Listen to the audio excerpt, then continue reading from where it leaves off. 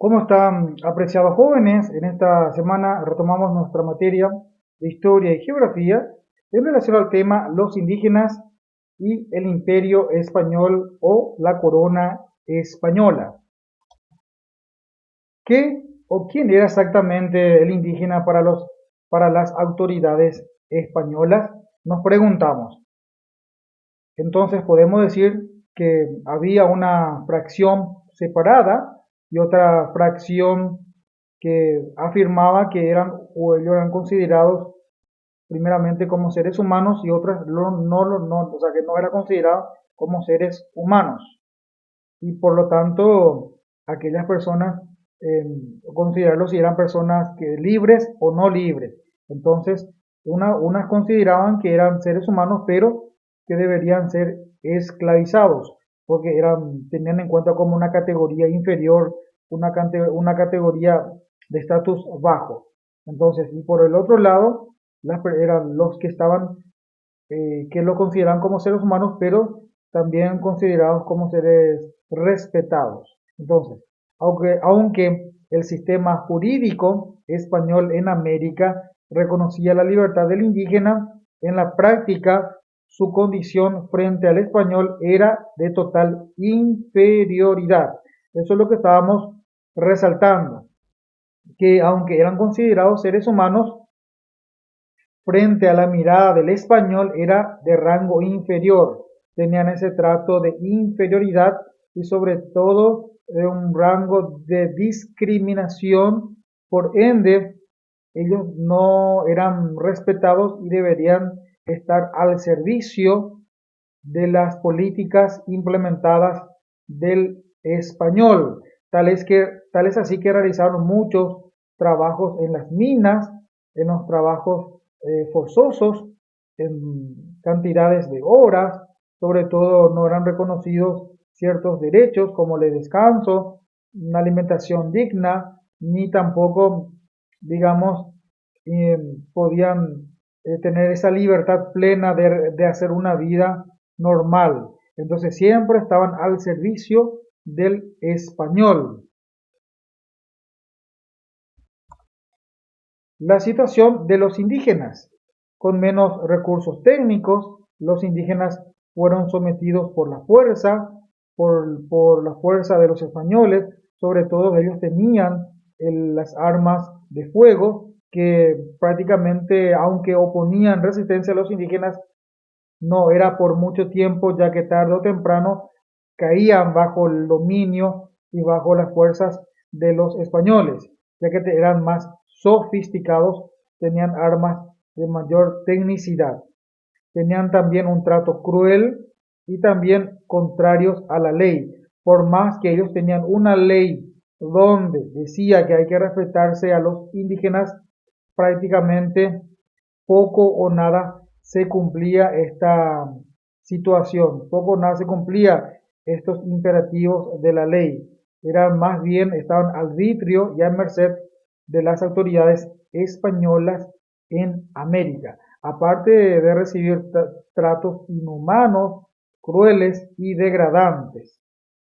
Recordemos que tratos crueles o degradantes significa que prácticamente los trataba con una bajeza, con desprecio. Eso es lo que hablamos con tratos inhumanos. Prácticamente no les importaba y le hacían trabajos eh, forzosos, trabajos en varias horas durante las minas o varias horas de trabajos durante el sol, con poca alimentación, con poca agua. Entonces, de esta manera se los trataba básicamente de parte de las autoridades españolas hacia los indígenas. ¿Qué o quién era exactamente el indígena para las autoridades españolas? Además de que todas las autoridades españolas debían cuidar a los indígenas en cuanto a los tratos, también debieron crearse otra figura, cual era el defensor de los naturales. Entonces, en vista de que los españoles o las autoridades españolas tenían básicamente un trato inhumano, crueles, a pesar de que ellos tenían una ley o leyes de protección a los indígenas, también debería haber una persona encargada de hacer cumplir esas normativas o esas reglamentaciones del respeto hacia los indígenas. Entonces, la corona española vio la necesidad de crear otra figura, cual era conocido como el defensor de los naturales, entendiendo que son prácticamente los personas humanas, hombres primitivos, entonces de allí el nombre de defensor de los naturales, naturales de esta tierra, de la tierra de América. El protector de los indígenas se lo había designado a Fray Bartolomé de las Casas en el año 1516.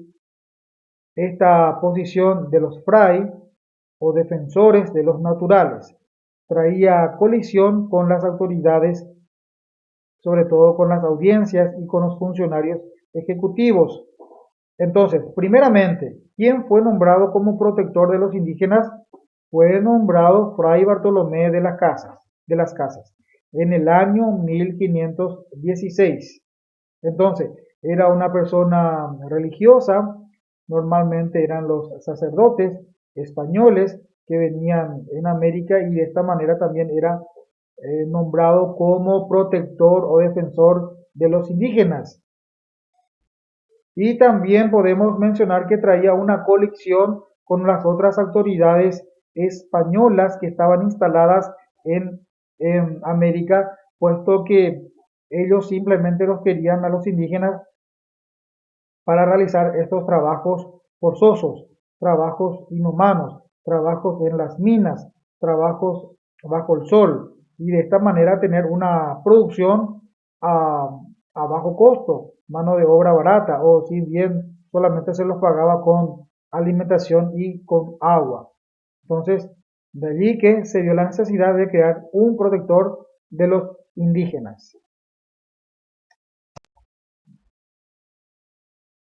Este protectorado de los indígenas había un conflicto con los funcionarios que querían la mano de obra indígena barata. Entonces es lo que ya veníamos repitiendo precedentemente, que había esa colisión del protectorado de los defensores naturales, que eran prácticamente los sacerdotes religiosos, con las autoridades españolas. Entonces, por un lado, ellos los protegían contra los abusos y por otro lado, estas autoridades lo querían para que puedan realizar trabajos forzosos, trabajos domésticos, sobre todo en las minas o en las estancias. Los españoles formaban parentela con los caciques.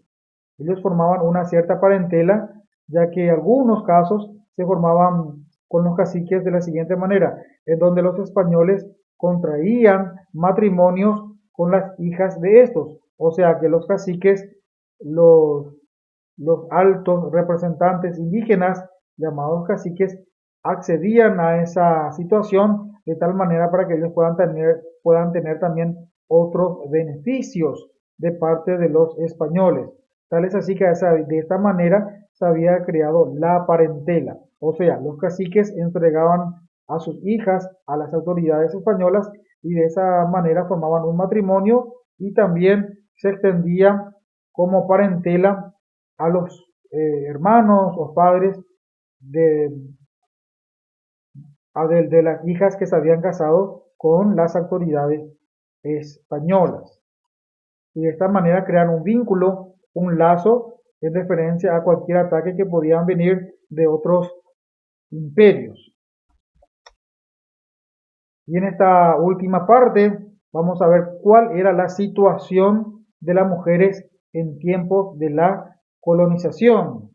En otras circunstancias se secuestraban a las mujeres, que estos secuestros que se hacían a las mujeres se llamaban rancheadas, para ser tenidos como objetos, en donde estas muchas veces se oponían ante esta situación, oponían resistencias y preferían muchas veces la muerte antes de que sean maltratadas o sean abusadas o sean prácticamente denigradas por parte de muchos de los españoles.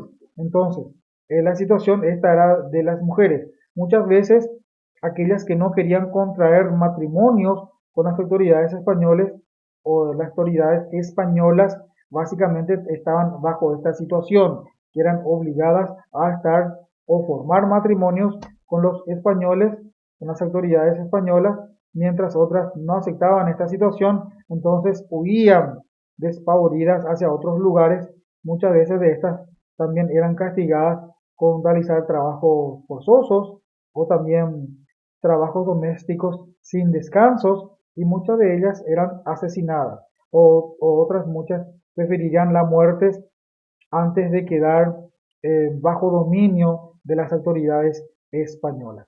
Bueno, hasta aquí, apreciados jóvenes, hemos analizado la clase en referencia a la situación de los indígenas durante tiempos de la colonización.